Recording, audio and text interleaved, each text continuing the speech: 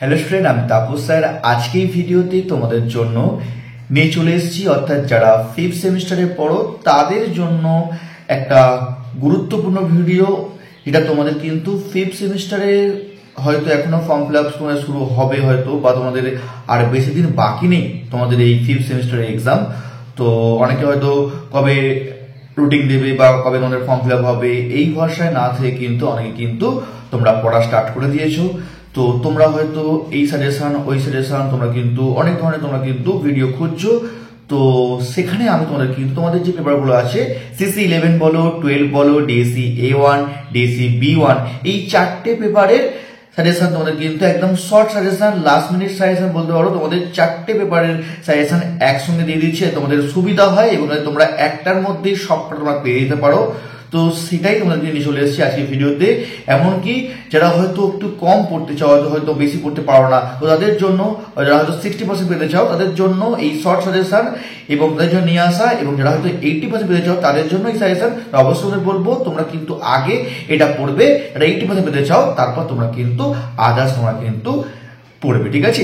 আর যারা 65 পেতে চাও তাদের বলবো অবশ্যই তোমরা এগুলো পড়ে তোমাদের হয়ে যাবে। যদি মনে করো তোমরা এক্সট্রা পড়বে, পড়তে পারো, আর না হলে তোমরা নাও পড়তে পারো, ঠিক আছে? তবে তোমাদের বলবো সবার জন্যই কিন্তু এই ভিডিওটা অত্যন্ত গুরুত্বপূর্ণ, এবং তোমাদের চারটে পেপার একসঙ্গে আমি তোমাদের দিয়ে দিচ্ছি, যাতে তোমাদের কারোর কোনো সমস্যা না হয়, তোমরা একটা ভিডিওর মধ্যে তোমরা সব পেয়ে যেতে পারো, অত খোঁজাখুঁজি করতে না হয়। তাই তোমাদের জন্য কিন্তু এই ভিডিওটা বানানো। তো চলো বেশি দেরি না করে শুরু করা যাক। তোমাদের যে চারটে পেপার আছে ফিফথ সেমিস্টারে, তার শর্ট সাজেশন এবং লাস্ট মিনিট সাজেশন, চারটে পেপার তোমাদের কিন্তু একসঙ্গে। ভিডিওটি ভালো লাগলে অবশ্যই লাইক করো, আর চ্যানেল হলে অবশ্যই চ্যানেলটিকে সাবস্ক্রাইব করে রাখো এরকম ভিডিও সবার আগে পাওয়ার জন্য। তো চলো তোমাদের শুরু করা যাক। তো দেখো, তোমাদের CC11 যে পেপারটা আছে, ফার্স্টে দেখো তোমাদের সেই পেপারের মার্কস 10-এর যে প্রশ্নগুলো অত্যন্ত গুরুত্বপূর্ণ। দেখো তোমাদের মহাদেশীয় অবরোধ আর সন্ত্রাসের রাজত্ব।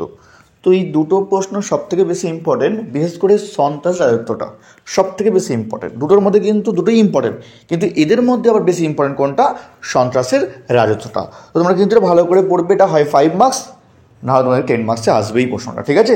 তোমরা কিন্তু ভালো করে পড়বে। নেক্সট দেখো, 1870 থেকে 1914 খ্রিস্টাব্দ পর্যন্ত সময়কালকে সাম্রাজ্যবাদী যুগ বলা হয় কেন?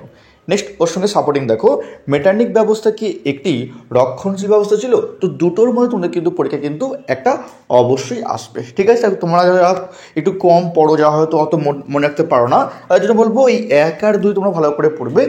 দুটোর মধ্যে তোমাদের অবশ্যই তোমাদের পরীক্ষা তোমরা দুটো পেয়ে যাবে, ঠিক আছে? বললাম তো দুটো প্রশ্ন সব থেকে বেশি ইম্পর্টেন্ট, তোমরা কিন্তু ভালো করে পড়বে। এর মধ্যে তোমরা কিন্তু 1 আর 2 তোমরা করে তোমরা কিন্তু অবশ্যই তোমরা কিন্তু দুটো প্রশ্ন পেয়ে যাবে, ঠিক আছে? এবার দেখো নেক্সট থাকবে তোমাদের সিসির 10 মার্কসের অভিজাত বিদ্রোহ আর সাপোর্টিং দেখো সংবিধান সভার কার্যাবলী। তো এই কটা তোমরা যারা একটু কম পড়ো, হয়তো বেশি পড়তে পারো না, তারা এই কটা পড়ে ভালো করে, ঠিক আছে? যদি পারো তাহলে হয়তো তোমরা এগুলো পড়ে যাবে।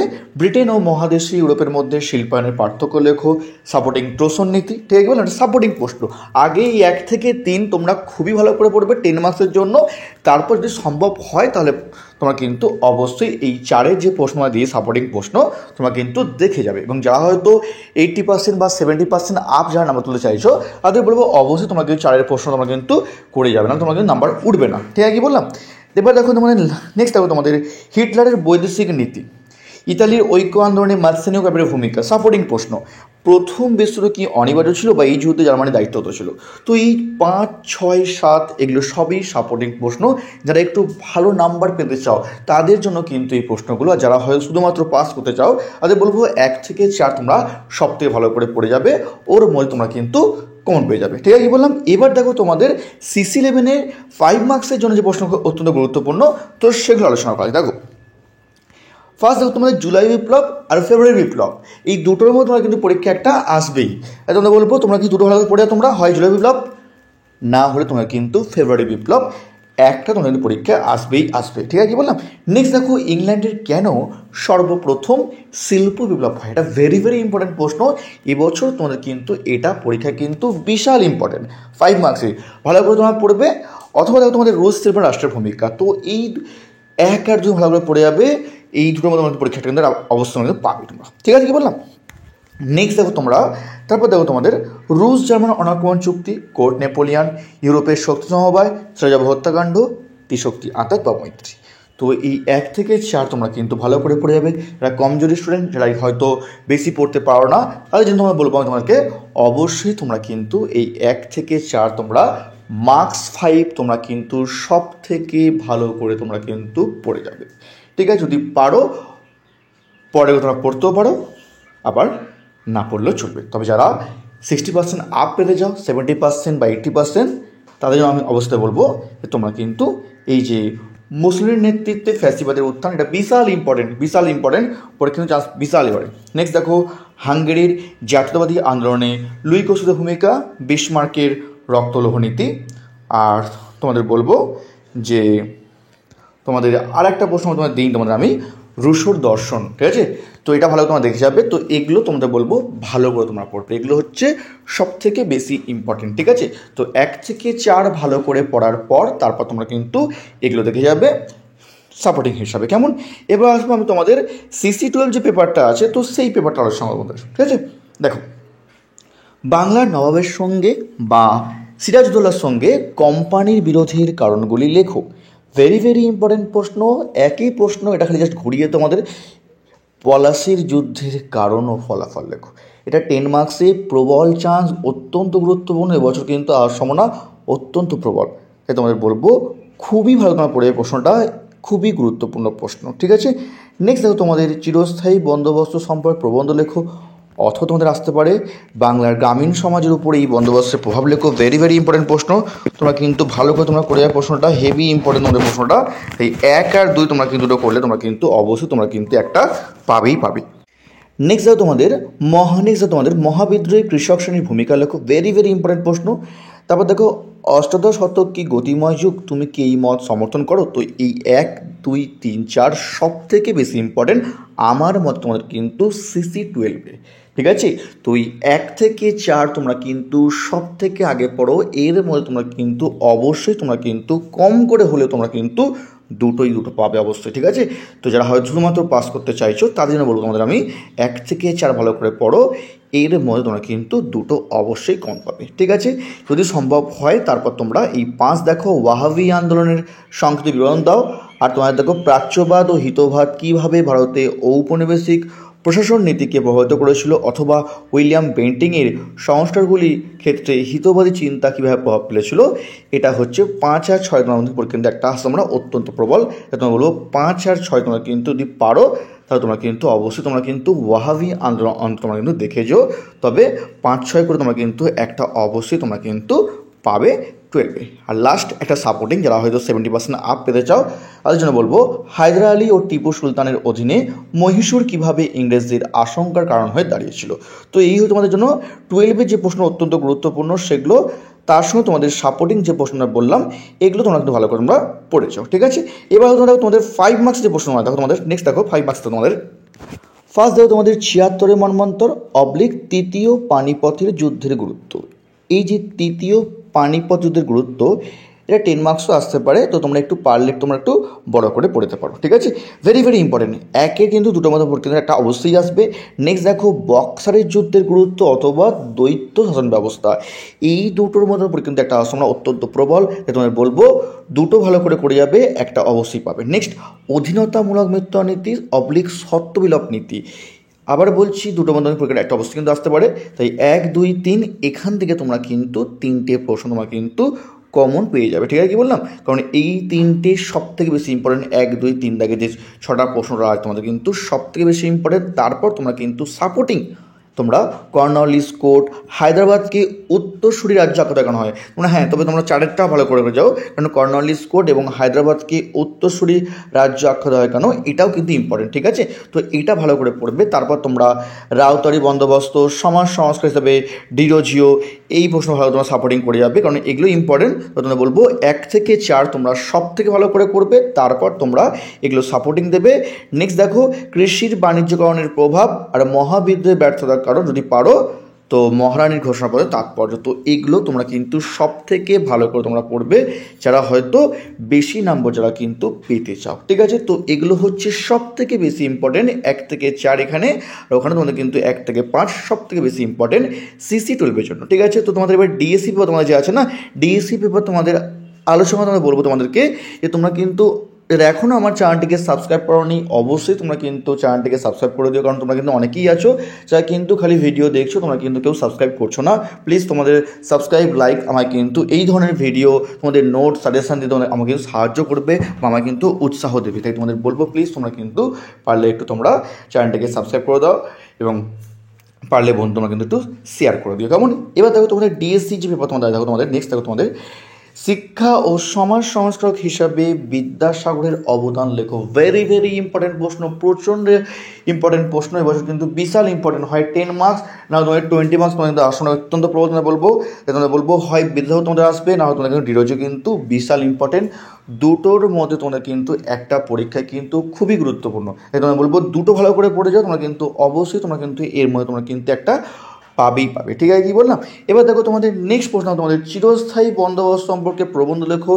বাংলার নবাব বা সিরাজুলের সঙ্গে ইংরেজ ইস্ট ইন্ডিয়া কোম্পানির যে বিরোধের কারণ বা পলাশী যুদ্ধের কারণ ও ফলাফল। তো এই দুটোর মধ্যে তোমার কিন্তু একটা আসন অত্যন্ত প্রবল, তোমরা ভালো করে পড়েছো, এর মধ্যে তোমার একটা অবশ্যই তোমরা কিন্তু কমন পেয়ে যাবে। ঠিক আছে, নেক্সট দেখো তোমাদের লর্ড কার্জন কেন বঙ্গভঙ্গ করে বা এর প্রভাব লেখো। বঙ্গভঙ্গের কারণ ও ফলাফল। ঠিক আছে, কি বললাম? তোমরা এটাও ভালো তোমরা পড়ে যাবে। এটা সবচেয়ে বেশি ইম্পর্টেন্ট প্রশ্ন বলবো তোমাদের। এই 1 থেকে 5 তোমরা কিন্তু ভালো করে পড়ার পর তোমাদের কিন্তু 6 দেখো তোমাদের আছে দুটি তোমাদের 10 মার্কসের প্রশ্ন। বাংলার পাশ্চাত্য শিক্ষা বিস্তারে মিশনারিদের অবদান আর দেওয়ানি লাভের তাৎপর্য। এই দুটো প্রশ্ন তোমাদের কিন্তু 10 মার্কস আসতে পারে, 20 মার্কস নয় কিন্তু। এই 1 থেকে 5 তোমাদের 20 মার্কসের প্রশ্ন। ঠিক আছে, এই 1 থেকে 5 তোমরা করলেই তোমরা কিন্তু 20 মার্কসে তোমরা কিন্তু দুটো পেয়ে যাবে। এবং এইখানে তোমাদের কিন্তু এই প্রশ্ন তোমাদের আছে না, দেওয়ানি লাভের তাৎপর্য, এইটা তোমাদের 10 মার্কসের প্রশ্ন, তোমরা ভালো করে দেখেছো। আর লাস্ট দেখো তোমাদের সাপোর্টিং প্রশ্ন, তোমাদের সাঁওতাল বিদ্রোহ আর নীল বিদ্রোহ তোমরা কিন্তু সাপোর্টিং করে যাও। এর মধ্যে তোমরা কিন্তু একটা আসন অত্যন্ত প্রবল। তবে তোমাদের বলবো যারা কমজোরি স্টুডেন্ট তারা কিন্তু আগেরগুলো পড়ে চলে যাও। ঠিক আছে, যারা হয়তো 60% পেতে চাও, যারা ভালো পেতে চাও, তাই অবশ্যই তো বলবো আমি সাঁওতাল বিদ্রোহ আর নীল বিদ্রোহ তোমরা কিন্তু অবশ্যই ভালো করে করেছো, কেমন? এবার দেখো তোমাদের 5 মার্কস দেখো দিলাম ইম্পর্টেন্ট প্রশ্ন।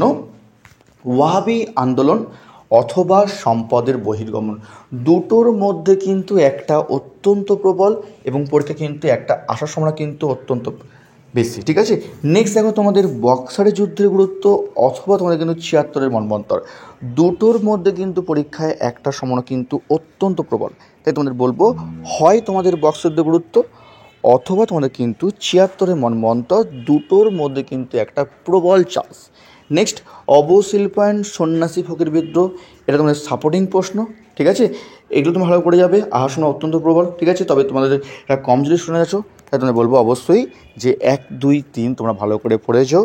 তারপর যদি সম্ভব হয় তারপর তোমরা কিন্তু সতীদাহ প্রথা নিবারণে রামমোহন রায়ের ভূমিকা, নববঙ্গানোর সীমাবদ্ধতা, পাবনা কৃষক বিদ্রোহ, স্বদেশী আন্দোলন সীমাবদ্ধতা তোমরা করে যাও। ঠিক আছে, কি বললাম? তো 1 থেকে 5 যদি করতে পারো খুব ভালো কথা, নাহলে তোমরা কিন্তু 1, 2 ভালো করে করবে। আর তোমাদের বলবো 4-এর যে প্রশ্নটা তোমরা কিন্তু ভালো করে করবে, বিশেষ করে রামমোহন রায়ের ভূমিকা, সতীদাহ নিবারণে আর পাবনা কৃষক বিদ্রোহটা। ঠিক আছে, এটা কিন্তু বেশি চান্স হয় তোমাদের 1, 2 করার পর তোমাদের বলবো। ঠিক আছে, কি বললাম? তো বেশি ইম্পর্টেন্ট প্রশ্ন। নেক্সট দেখো তোমাদের